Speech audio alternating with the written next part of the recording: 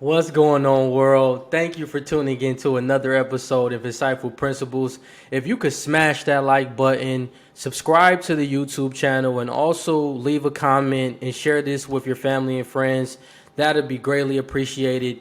In this episode, I'm going to be talking about how you can protect your crypto assets and why security and privacy is so important when it comes to investing in cryptocurrency as just an investor. As you grow within this industry, you understand that the security aspect is so important to be able to store your assets with a lot of protection and making sure that you're building your assets over time.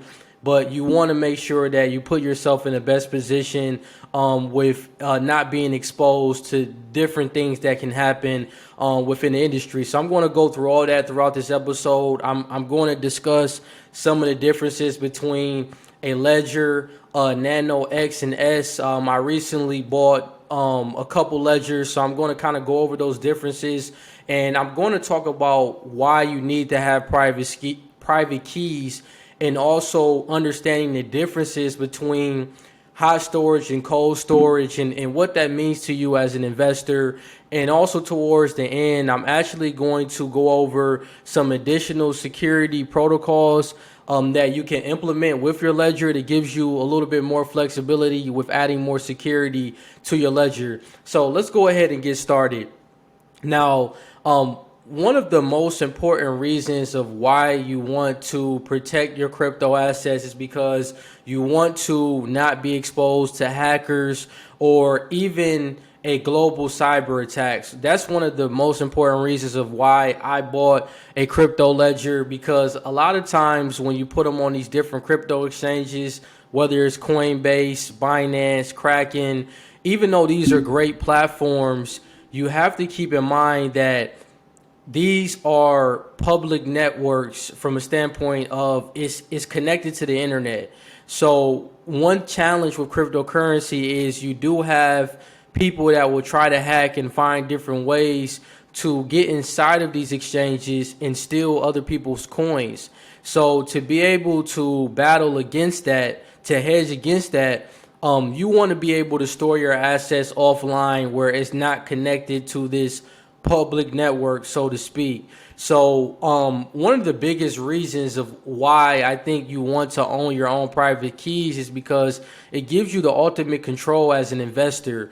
You are your own bank when it comes to investing in cryptocurrency. That's one of the best benefits of investing in something that's decentralized. It doesn't require a central authority or a bank to be able to solidify a transaction. So you can be able to manage your assets on your own. You can be able to transfer assets back and forth from your ledger or to an exchange. So you have to take your security very seriously when you are your own bank and you have more things that can be at risk. And when you don't own your private keys, you don't own your cheese. Isaiah Jackson is famous for that quote, and I really think it's so important because it's like, when you don't own your private keys, you are liable for anything that can happen with on an exchange. So another thing that you want to keep in mind is that understanding the differences between cold and hot storage. So like I mentioned, hot storage is when your assets are connected to the internet. So having it on a Coinbase, having it on any of these other exchanges, that's called a hot wallet. Now, hot wallets are really designed for crypto traders that are using the platforms on a regular basis. They're doing some intraday trading. They may be using it for purchases to buy certain things, which I don't necessarily agree with, because purchasing items with Bitcoin, I think that it's defeating the purpose of a store of value. If you understand it's a store of value, you just buy it consistently, dollar cost average, and allow that to build over time. When you use it to spend, to buy different purchases, to buy a Tesla, whatever it is, you are creating a taxable event. So that's my reason why I really wouldn't use my crypto to buy things. I would just use fiat currency. I would use my own cash. But other reasons why people may use a hot wallet is for DeFi, decentralized finance. They may be lending out their Bitcoin or Ethereum on a lot of these different platforms, and they'll use the hot wallet to utilize that. Now, hot wallets, you have to keep in mind that the biggest drawback of it is the security aspect. Therefore, it's smart to hold a small amount of your crypto on a hot wallet, and then you will want to store your long-term investment on your cold storage, which is your cold wallet. And with a cold wallet, it's essentially called a hardware wallet. And cold storage is the most secure method when it comes to securing your crypto assets. It gives you the flexibility of moving your assets, and you only connect it to the internet when you want to. When you want to make a transaction, when you want to move money back and forth, that's the only time that it's connected to the internet. Other than that, everything is offline. And the hard wallet that I recently purchased was both the Ledger Nano X and the Nano S. This is the Ledger Nano X, which is a little bit bigger than the S. I'm going to show you that one as well. And then this one is the Nano S.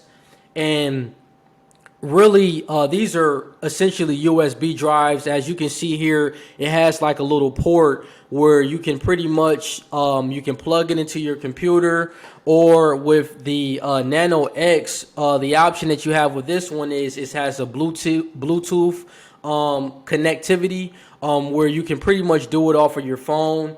And you can be able to use it on the go. But typically, I would say, this is not really something I want to do out and about in public. You will want to, if you are using Bluetooth, do it in the own comfort of your own home. But the Nano X, as you can see, is a little bit bigger, and it gives you the flexibility with that Bluetooth connectivity. Now, essentially what you do with these ledgers is these give you access to your private keys. And you're able to take your assets off of, I use Coinbase Pro, and you can transfer them directly to the ledger. And all you have to do is, on Coinbase Pro, they're going to ask for a public address, and you're able to get that directly off of the ledger. And you just simply put that into Bitcoin, and they send it directly to your ledger. So it's very efficient. It's fast. It's not really hard to use. It's pretty easy to navigate and to just be able to monitor and send back and forth between whichever exchange you may be using. And one thing to keep in mind is that you also want to understand that with a ledger, they're going to have you go through some other security protocols with programming this and getting this set up. So what you're going to have to do is you're going to have to create a PIN code. When you first open up the ledger, that's one of the first things it's going to ask is to create a PIN.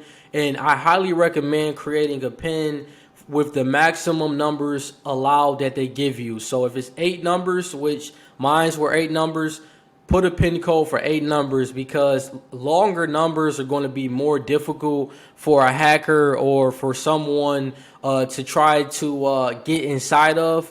So you want to definitely make sure that you want to make the difficulty of your PIN very hard, where someone's going to have a very hard time trying to get access to your private keys. So that's very important.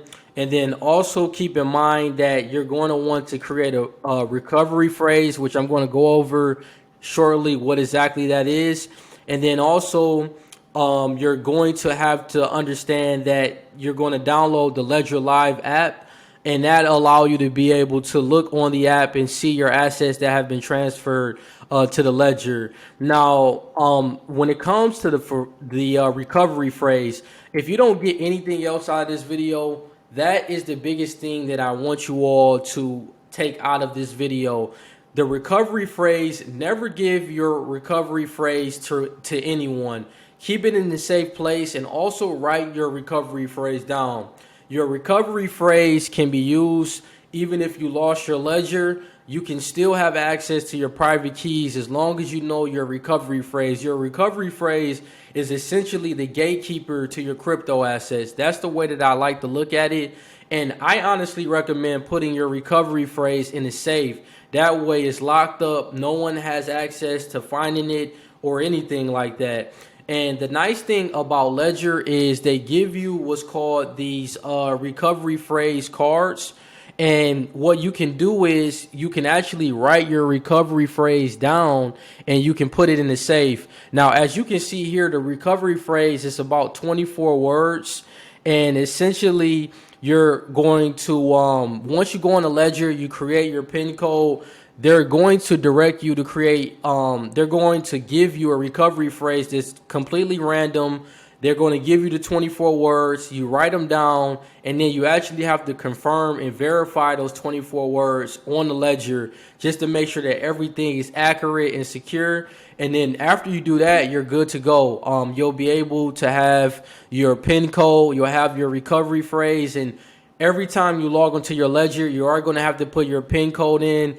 It can be a hassle, but at the same time, the most important thing about this is the security aspect and making sure that no one can get access to your private keys. Now, another thing to keep in mind is with the Ledger Live app, you're actually going to have to install your crypto assets onto the Ledger Live platform. So you're going to have to download Bitcoin, Ethereum, Cardano, whichever other assets you have. And then once you install and you download them to the Ledger, you'll be able to send your crypto from the exchange to Ledger Live.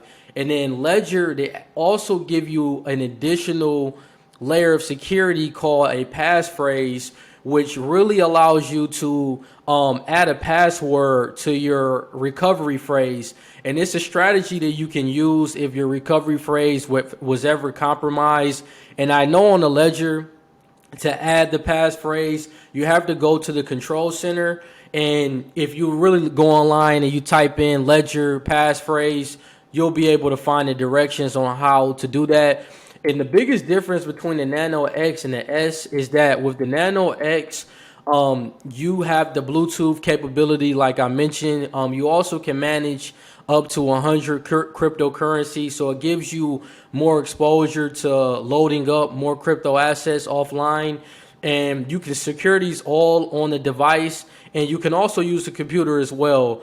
Whereas with the Nano S, you can only manage up to 30 cryptocurrencies, and it only can be used with the computer. So ideally, the way I'm utilizing both of my ledgers is, of course, I'm going to use the Nano X to store a majority of my assets, but I'm also going to use the Nano S to back up some of my assets on the X. That way you have a backup that covers, your Nano X in case anything happens to that device. So I'll put my affiliate link in the show notes, so you all can take advantage and purchase your ledger. I can't stress the importance of taking your security and privacy with this cryptocurrency industry. It's definitely great to learn about the industry, to invest in the industry, but as you develop to accumulate a bigger value with your cryptocurrency, you want to be able to maintain that value, and you want to be able to store it in a safe and a secure place. And that's essentially what a hardware wallet allows you to do. And I honestly think that this is even more important than actually owning the cryptocurrency itself. You don't want to lose your crypto. You don't want to have it exposed to a hacker or a cyber attack. So definitely take advantage, and I'll put all of that information in the show notes so you can take advantage and get yourself a ledger. And as always, continue to subscribe to this channel, continue to like, please leave a comment. If this is something that stands out to you, I would greatly appreciate it, especially with my viewers, to take the time to actually acknowledge how this content is impacting them, and also hit that notification bell so you can be notified every single time I drop an insightful principle video every single week. And I want to thank you all so much for tuning into another episode, and take care.